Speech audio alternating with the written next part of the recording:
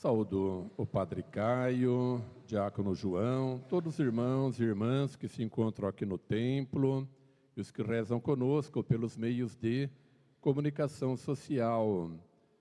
Nós ouvimos na primeira leitura do profeta Isaías como que a oração tem uma força na nossa vida e uma força diante de Deus. Nós ouvimos que o jovem Ezequias, descendente de Davi, estava em perigo de morte, acometido por uma doença muito grave. Então o rei faz uma oração confiante na providência de Deus. A oração de Ezequias é feita de coração sincero, não só da boca para fora, e se torna um modelo de como nós nos devemos dirigir ao Senhor. Com humildade, com o coração sincero, com fé e confiança. A liturgia de hoje nos chama a uma reflexão sobre a oração. E nós estamos também na igreja no ano da oração. O Papa Francisco pediu que este ano fosse o ano da oração, que a gente pedisse pelo jubileu dos 2025 anos de Jesus Cristo. A oração, o Papa Francisco nos diz que é estar com Deus. Não é falar muito com Deus, mas estar com Deus, ouvir o que Deus nos fala. E nós devemos reservar um tempinho todos os dias para que a gente ouça o Senhor. Estar com Deus. Nós podemos também lermos o Evangelho do dia, silenciarmos, ouvirmos aquilo que o Senhor nos fala através daquela palavra, ou podemos pegar um salmo. O salmo é o coração do Antigo Testamento. Nos Salmos já está prefigurado ali Jesus Cristo. O Papa também indicou no início do seu pontificado que a gente tivesse pelo menos o livrinho, o livro dos Salmos na bolsa e os Evangelhos, para que quando a gente tivesse um tempinho, ou numa fila de banco, ou esperando alguma consulta, ou em outro lugar, em outra situação, a gente se concentrasse naquele salmo ou naquele evangelho. Hoje nós temos o celular, quem baixou o aplicativo pode acompanhar por ali. Está em silêncio, mas está em oração, está ouvindo a palavra de Deus, ou lendo. A palavra de Deus nos corrige, nos fortalece, nos dá esperança, nos dá ânimo, nos dá uma palavra de sabedoria, nos leva à conversão, nos leva a perdoarmos as pessoas que às vezes nos ofenderam ali por um motivo ou por outro. A palavra de Deus vai libertando o nosso coração, a nossa mente, e nós vamos dando aos poucos um espaço para Deus. E com o tempo, Deus já tomou conta do nosso coração e da nossa mente, porque Ele nos ama, Ele quer o nosso bem, Ele quer a nossa salvação.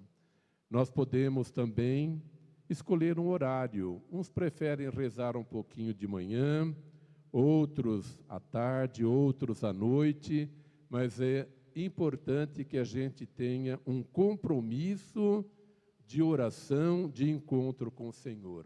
Aquela hora, aquele momento é para Deus. E no final do dia, agradecermos a Deus pelo dia que tivemos e pedirmos que possamos ter uma boa noite, pedindo que Deus faça a sua vontade na nossa vida. É preciso essa entrega para que Deus haja. Se a gente se fecha, se a gente fala não, se a gente não procura Deus, Deus respeita o nosso momento, respeita a nossa mentalidade e nós ficamos sem a palavra de Deus. E quando nós vamos ao encontro dele, ele já está nos esperando de braços abertos. Cada um faça um compromisso nesta noite de rezar um pouquinho mais, ou quando estiver indo para o trabalho, ou voltando, em todas as situações, falar com Deus. Deus é um Espírito vivo, presente no nosso meio e presente dentro do nosso coração pelo nosso batismo. No Evangelho de hoje, nós ouvimos palavras claras e firmes de Jesus. Ele fala: o Filho do Homem é Senhor do sábado. Deus é Senhor de tudo. É Senhor do sábado, do domingo, é o Senhor da história, é o Senhor do tempo. Deus é Deus e nós devemos procurá-lo como Filho de Deus em Jesus Cristo.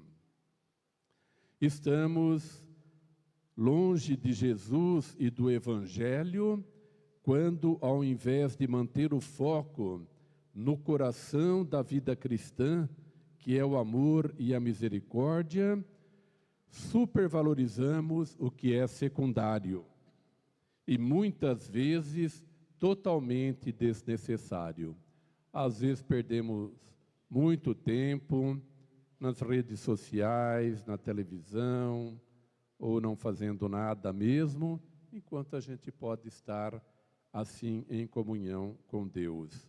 E quando a gente não ouve a palavra de Deus, normalmente a gente está ouvindo outras vozes, e essas vozes podem ser contrárias ao ensinamento do Evangelho, e nós vamos ouvindo, e acabamos considerando e aceitando às vezes como uma verdade, o que na realidade é um desvalor e não é uma virtude.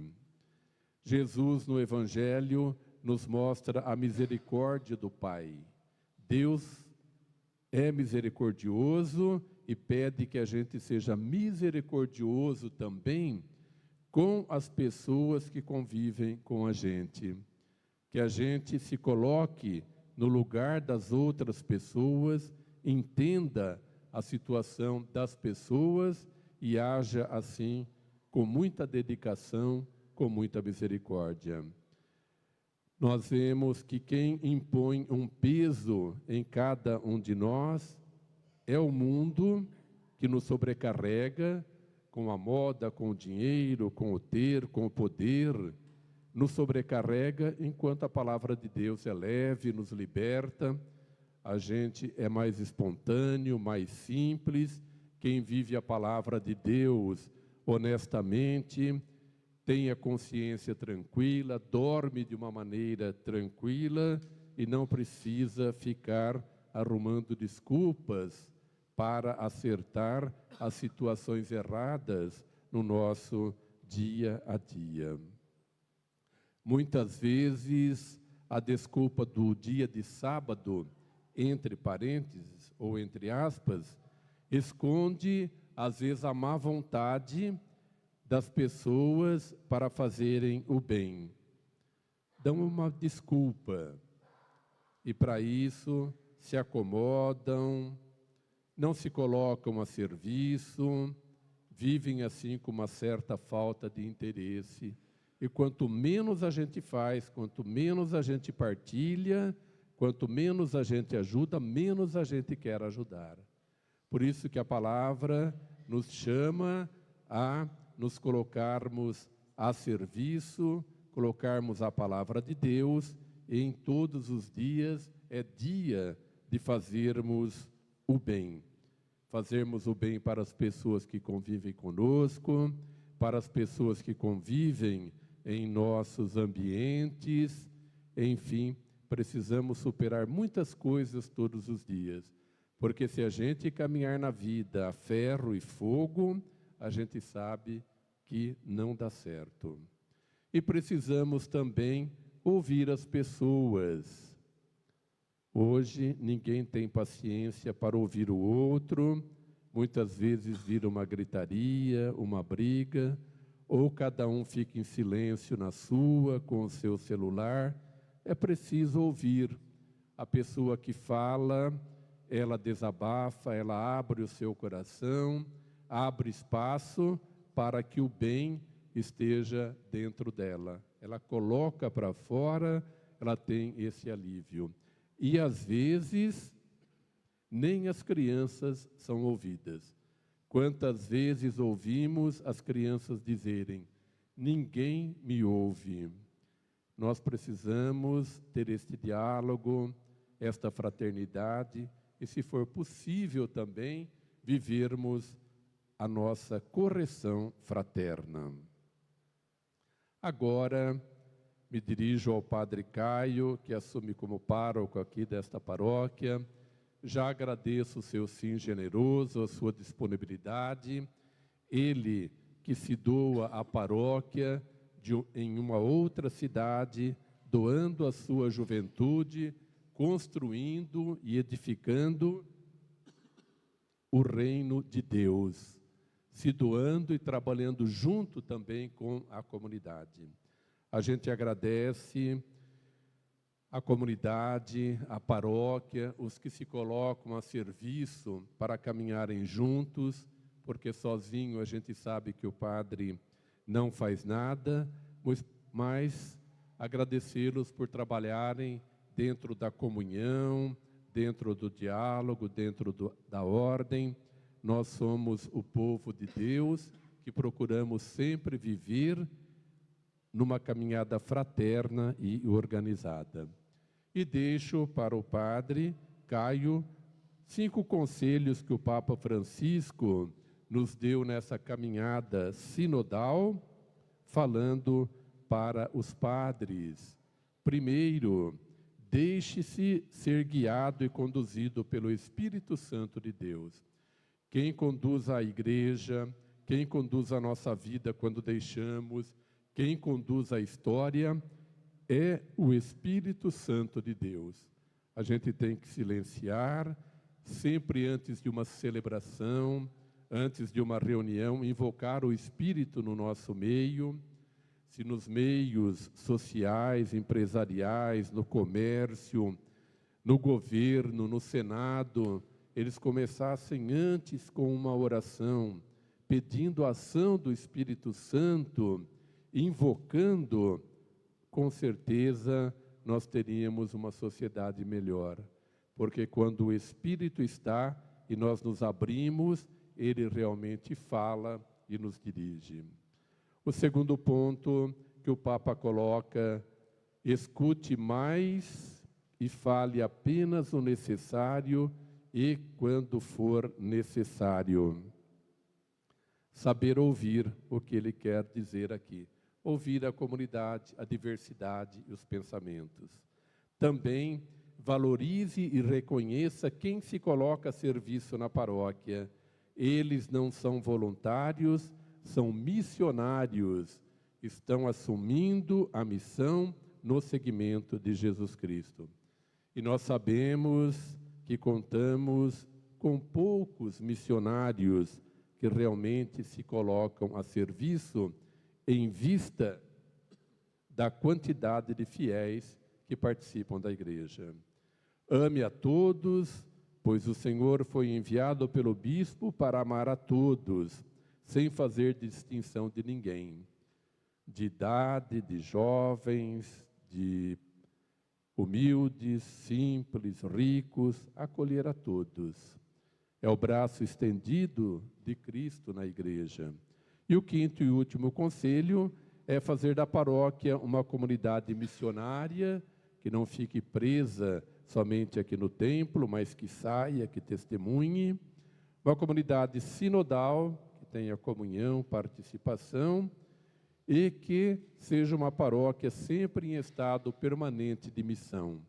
Porque às vezes vai passando o tempo, a gente vai se acomodando na pastoral, no movimento, nos eventos, sempre em estado permanente de missão. Água parada, a gente sabe que enferruja. O pároco é aquele que está à frente da paróquia, que conduz a paróquia, que é o pastor ali, aqui desta paróquia. Então desejo que o Espírito Santo o assista todos os paroquianos, que recompense o trabalho, a doação, a dedicação de todos, e que a intercessão de Santana e dos santos padroeiros alcance para vocês o dom e a graça de colocar o dom de suas vidas a serviço desta comunidade paroquial. Têm família, trabalham e também abraçam a comunidade.